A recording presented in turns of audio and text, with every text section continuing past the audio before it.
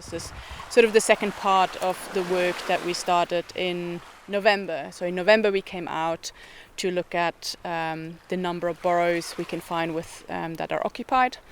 And this time we've just come out to see sort of across the island how many burrows we can actually find.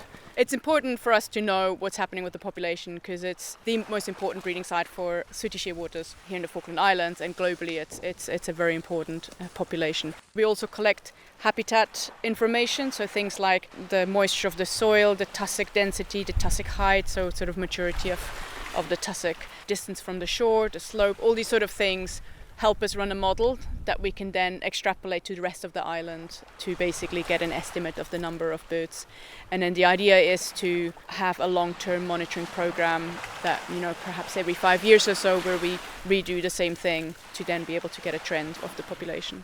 It's been a pretty lovely day, so we're a team of 3. We've got about 18 points or plots that we need to go to. We're walking to each of the predefined GPS spots, and then we're marking out a 5-metre radial circle, and then we're counting every sooty shearwater burrow and or white chin petrel burrow that we find within that circle.